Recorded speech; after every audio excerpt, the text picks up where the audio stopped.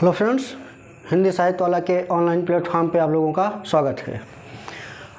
आज हम लोग चर्चा करेंगे ऋग्वैदिक समय की अर्थव्यवस्था के बारे में कि उनकी अर्थव्यवस्था कैसी थी, अर्थव्यवस्था के मूल तत्व कौन कौन से थे। आज हम लोग उसी पे चर्चा करेंगे। तो टॉपिक है हमारा ऋग्वैदिक अर्थव्यवस्था। किसी भी राज्य या किसी भी साम्राज्य का आधारभूत तत्व अर्थव्यवस्था होती है। जैसा कि आप लोगों को पता है कि इस समय का समाज जनजाति जो है जनों पे आधारित था, कबीलों में विभक्त था।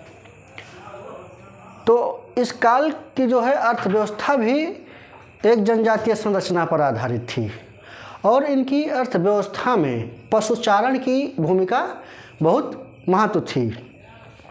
जैसे सिंधु सभ्यता में जहाँ अगर कृषि देखें तो वो पशुपालन की तुलना में अधिक महत्वपूर्ण पेशा थी, लेकिन इस काल में पशुपालन जो है ऋग्वैदिक काल में पशुपालन कृषि की तुलना में महत्वपूर्ण पेशा था। इनके जीवन में पशुपालन की इतनी अधिक महत्ता थी कि जीवन से जुड़ी हुई जो भी गतिविधियां थी उसमें भी हमको पशुचारण से जुड़े हुए शब्द दिखाई देते हैं। जैसे राजा को गोपति कहा जाता था, धनवान व्यक्ति को गोमत कहा जाता था, पुत्री को दुहिता कहा जाता था और दूरी समय माप की इकाई को गोधूली और दूरी माप की इकाई को गोयोत्यु कहा जाता था। ऐसे शब्द हमको मिलते हैं जो पशुचारण की जो है दैनिक गतिविधियों से हमको जुड़े हुए दिखाई देती है। हालांकि कृषि भी करते थे, लेकिन कृषि द्वितीयक पेशा थी। इस काल के लोगों का कृषि द्वितीयक पेशा थी। तो समाज पशुचारण था, कृषि द्वितीयक पेशा,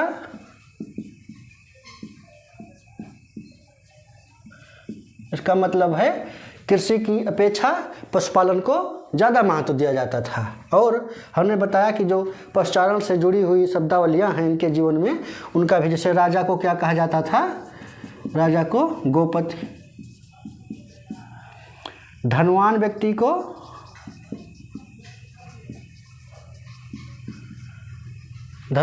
को गोमत और पुत्री को दुहिता, समय माप की इकाई को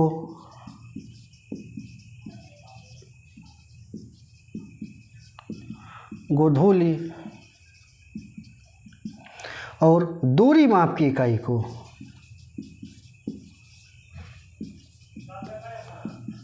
गौयतु। ऐसे और भी शब्द हैं जो पशुचारण से संबंधित हैं। उनकी अगर हम देखें इस काल में, तो इस काल के लोग कृषि गतिविधियों से भी जुड़े हुए थे और हमको ऋग्वेद में कृषि से संबंधित कुछ शब्द देखते को मिलते हैं। जैसे खेत को क्षेत्र कहा गया है, हल को लांगल कहा गया है। तो खेत को क्षेत्र, हल को लांगल। और हमको जो है यहाँ पे खेती किए जाने का भी साक्ष्य मिलता है। अगर देखें, इससे पहले एक और पॉइंट पे चर्चा कर लें कि यहाँ पे ऋग्वेद में फसलों की बुआई, कटाई, मड़ाई आदि जो प्रक्रियाएं होती थी उनका उल्लेख हमको मिलता है और खेती किए जाने का पुरातात्विक साक्ष्य भी हमको इस समय मिलता है। जैसे अगर देखें तो स्वात घाटी जो अफगानिस्तान में है, वहाँ पे लगभग कृषि किए जाने जो समय है 1100 ईसा पूर्व। स्वात घाटी में खेती किए जाने का जो पुरातात्विक साक्ष्य है वो 1100 ईसा पूर्व माना जाता है। नोट कर लीजिए इतना। अगर आगे हम लोग देखें तो इनके जीवन में ऋग्वैदिक काल में हमें विभिन्न प्रकार की शिल्प गतिविधियों की भी सूचना मिलती है। जैसे अगर देखें बढ़ई, रथ निर्माण, चमड़े का कार्य, बुनाई और धातु के उपकरण बनाना। और ऋग्वेद में ही अयस शब्द का उल्लेख हुआ है जिसका अर्थ तांबा या कांसा लगाया जाता है। और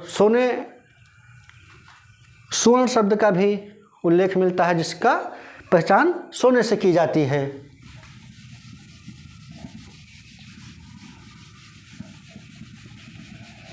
तो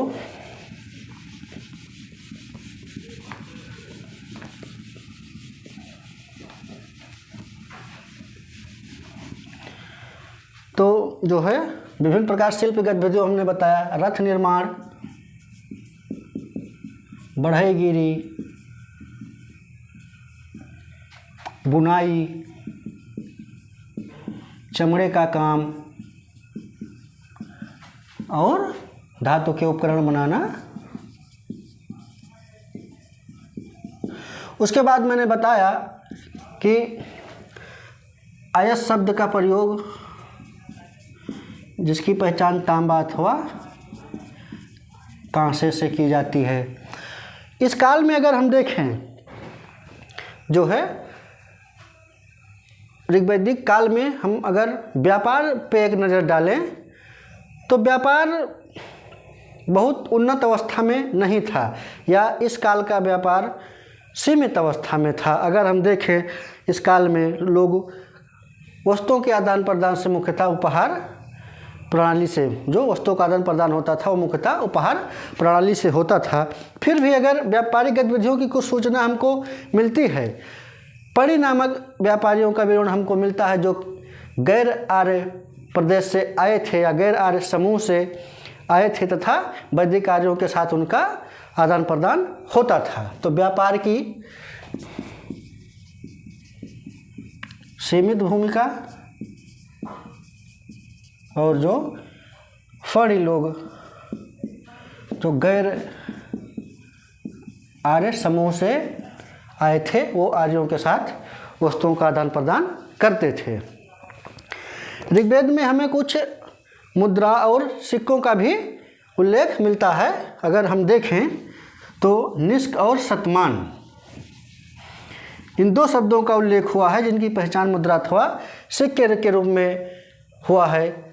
लेकिन अगर हम देखें तो ये नियमित सिक्के नहीं थे। जैसे निष्क की पहचान जो है सोने की विशेष मात्रा किसी आभूषण का बोध कराता है और शतमान जो है 100 गायों की संख्या को बताता है। तो इस प्रकार देखें तो ऋग्वैदिक काल में मुद्रा अर्थव्यवस्था का विकास नहीं हुआ था। तो सिक्के के रूप में निष्क और शतमान, तो लेकिन मैंने बताया कि इसको स्वर्ण की विशेष मात्रा थी या किसी प्रकार का आभूषण, कहीं कहीं मिलता है कि ये निष्क गले का आभूषण था और शतमान 100 गायों की संख्या को बताता है। तो इस प्रकार अगर हम देखें तो मुद्रा प्रणाली का विकास नहीं मिलता है जो है या विकास नहीं हुआ था। यहाँ की अर्थव्यवस्था ग्रामीण अर्थव्यवस्था थी और हमको ऋग्वेद में पुर का विवरण मिलता है। ऋग्वेद में हमको पुर, जिसको दुर्ग कहते हैं, का विवरण मिलता है, लेकिन नगर शब्द का उल्लेख हमको नहीं मिलता है, क्योंकि इसी आधार पर हम कह सकते हैं कि इस काल की अर्थव्यवस्था एक ग्रामीण अर्थव्यवस्था थी। तो ये था हमारा टॉपिक ऋग्वैदिक अर्थव्यवस्था। नेक्स्ट टॉपिक पे हम लोग धर्म पे चर्चा करेंगे। तो मिलते हैं नेक्स्ट टॉपिक पे। धन्यवाद।